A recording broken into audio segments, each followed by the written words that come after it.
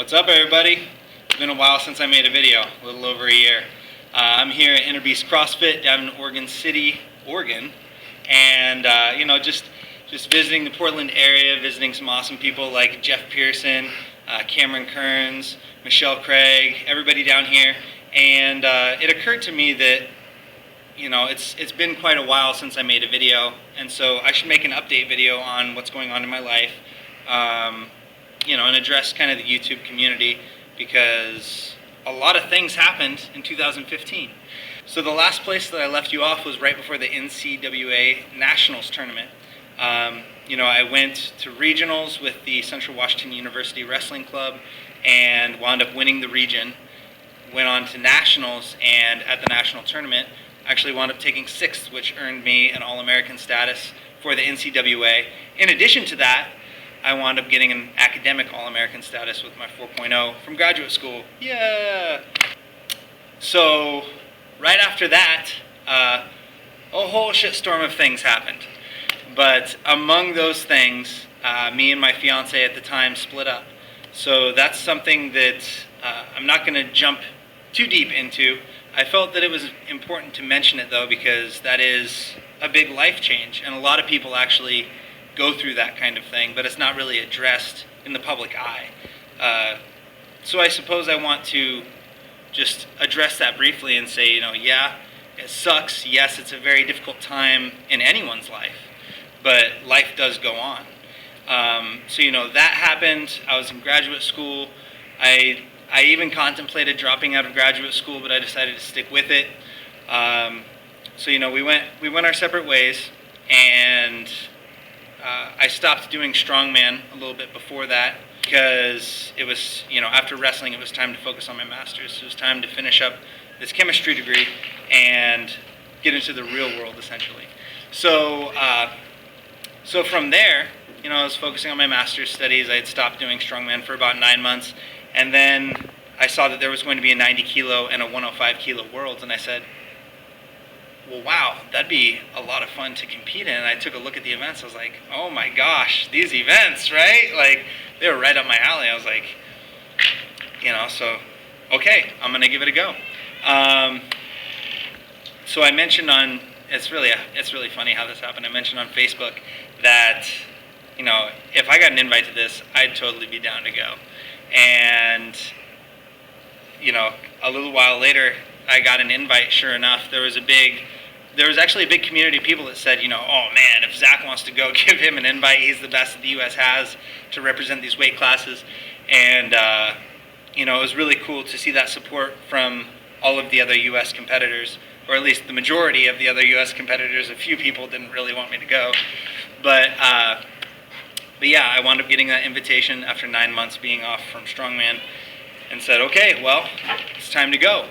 And with 9 weeks of training, I prepared for the 2015 World's Strongest Man competition for the 90 kilo class. I decided to go 90 kilo because I was already in training for dropping my body weight down to the 94 kilo class for weightlifting.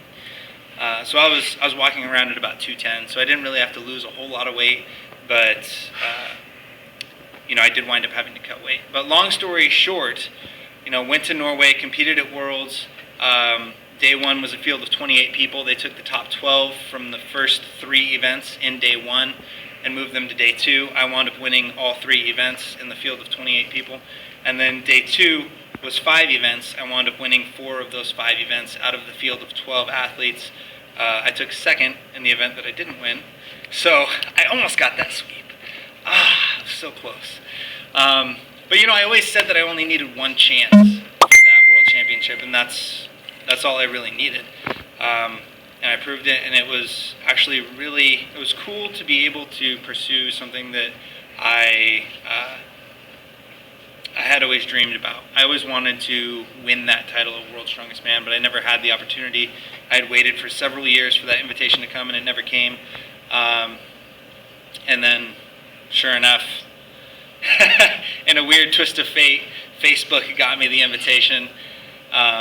Many of you may not know I'm not a huge fan of social media. I value my private life quite a bit. But that being said, it was It's a funny twist of fate. So anyway, right after Worlds, I had fallen slightly behind my pace of finishing my master's in chemistry, so I decided to dive head first into the studies and into research. And I worked hard. I wound up completing my master's in chemistry in 5 quarters instead of 6, and so I finished ahead of schedule. And where I'm at now is essentially I am looking for work in the Portland and Seattle areas. Any chemists out there? Yeah? No? Maybe? But yeah, I'm looking for work, and I'm also starting this project of increasing the knowledge pool and increasing the availability of strongman technique.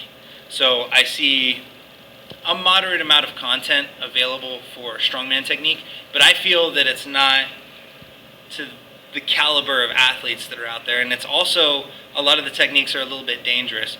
I want to present a lot of safe and effective techniques to the public.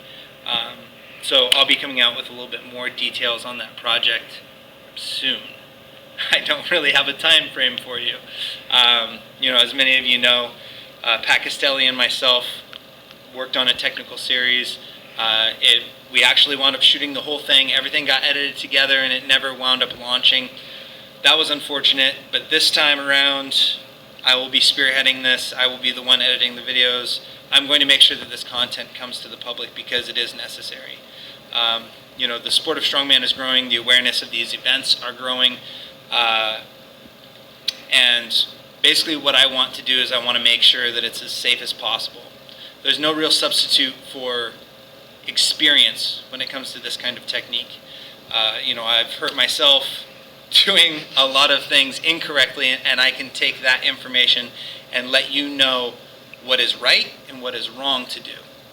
So that's essentially my goal with that project. Another thing that I wanted to mention before I wrap this video up is I actually met a very wonderful woman, Katie Hoffman. She's probably going to show up on the YouTube channel from time to time, lifting, hitting PRs, doing this, doing that. I just wanted to prepare the YouTube audience for that. So anyway, I believe that is really everything that has happened in 2015 for me and the beginning of 2016.